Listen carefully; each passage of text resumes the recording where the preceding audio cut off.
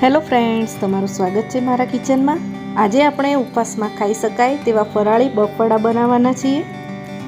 વ્રત કે ઉપવાસમાં ખાઈ શકાય તેવા ફરાળી બફળા આપણે ઘરે આસાનીથી બનાવી શકીએ છીએ અને ખૂબ જ ઓછા સમયમાં ખૂબ જ ટેસ્ટી આ બફળા બનીને તૈયાર થાય છે। તો તમે પણ ઘરે એકવાર આ રેસીપીને જરૂરથી ટ્રાય કરજો અને જો મારી રેસીપી સારી લાગે તો લાઈક, કમેન્ટ અને શેર કરવાનું ન ભૂલતા। અને જો તમે મારી ચેનલમાં નવા છો તો ચેનલને સબસ્ક્રાઈબ કરજો અને બાજુમાં આપેલા બેલ આઇકન ઉપર પ્રેસ કરજો, જેથી તમને મારા આવનારા તમામ નવા વિડીયોઝની નોટિફિકેશન સૌથી પહેલાં મળે।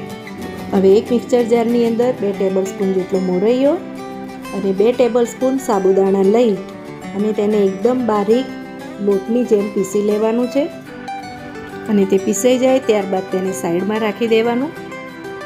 હવે અહીંયા બફળા બનાવવા માટે એક બાઉલ લઈ લીધો છે। તેની અંદર 2 થી 3 મીડિયમ સાઇઝના બટેકા મેં પહેલેથી જ બાફીને રાખ્યા હતા।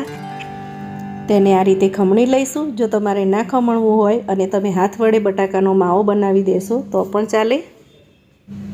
હવે અહીંયા તમે જોઈ શકો છો કે મેં 3 બટાકાને એકદમ સરસ રીતે ખમણી લીધા છે।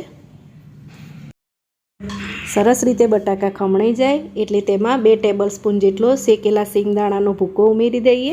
હવે તેમાં 1 ટેબલસ્પૂન જેટલી વરિયાળી અને 1 ટેબલસ્પૂન જેટલા તલ ઉમેરી દેવાના। પછી તેમાં અડધી ચમચી જેટલો કાળા મરીનો પાવડર અને સ્વાદ અનુસાર ફરાળી મીઠું ઉમેરી લેવાનું। ત્યારબાદ તેમાં 5 થી 6 નંગ જેટલા લીલા મરચાં ઝીણા સમારેલા અને લીલા ધાણા ઉમેરી લેવાના।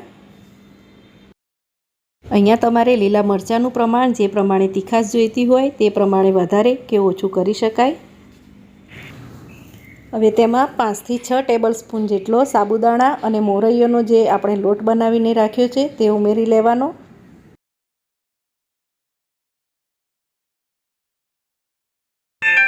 ત્યારબાદ તેમાં અડધી ચમચી જેટલી ખાંડ અને બજારમાં જે ફરાળી લોટ મળે છે તે મેં 1 ચમચી જેટલો લીધો છે તે ઉમેરી દઈએ। હવે બધા જ ઇન્ગ્રીડિયન્ટ્સને સારી રીતે મિક્સ કરી અને તેમાં બિલકુલ પણ પાણી એડ કર્યા વગર આપણે લોટ જે રીતે બાંધીએ છીએ તે રીતે તેનો લોટ બાંધી દેવાનો છે। લોટ બાંધતી વખતે તેમાં અડધી ચમચી જેટલી હળદર જે પહેલાં નાખવાની રહી ગઈ હતી તે ઉમેરી દઈએ। જો તમારે હળદર નાખવી હોય તો નાખવાની, ન નાખો તો પણ ચાલે।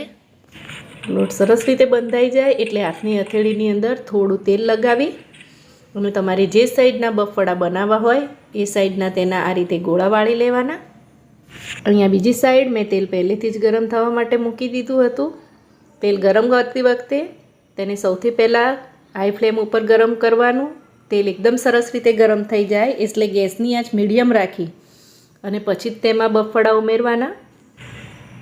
તેલની અંદર ફ્રાય થવા માટે તેમાં ઉમેર્યા બાદ તેને 1 મિનિટ જેવું એની જાતે જ થવા દેવાનું। તેને બિલકુલ પણ હલાવવાના નહીં અને થોડા સમય પછી તેનો થોડો ગોલ્ડન બ્રાઉન કલર જેવો થાય પછી તેની સાઈડ ચેન્જ કરી અને આ રીતે તેલની અંદર ચલાવવાના।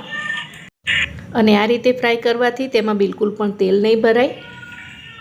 અહીંયા તમે જોઈ શકો છો કે એકદમ સરસ રીતે બફળા ફ્રાય થઈ ગયા છે। તો આપણે તેને સર્વિંગ પ્લેટમાં નીકાળી લઈએ।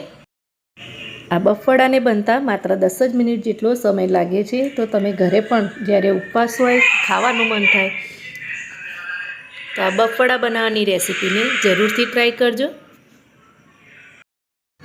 અહીંયા તમે જોઈ શકો છો કે અંદરથી પણ એકદમ સરસ રીતે ફ્રાય થઈ ગયા છે બફળા। તો તમે પણ ઘરે એકવાર જરૂરથી ટ્રાય કરજો મારી આ રેસીપીને। અને રેસીપી સારી લાગી હોય તો લાઈક, કમેન્ટ અને શેર કરવાનું ન ભૂલતા। અને આવી જ અવનવી રેસીપી માટે તમે મારી ચેનલને સબસ્ક્રાઈબ કરજો અને બાજુમાં આપેલા બેલ આઇકન ઉપર પ્રેસ કરજો, જેથી તમને મારા આવનારા તમામ નવા વિડીયોઝની નોટિફિકેશન સૌથી પહેલાં મળતી રહેશે। Thank you for watching.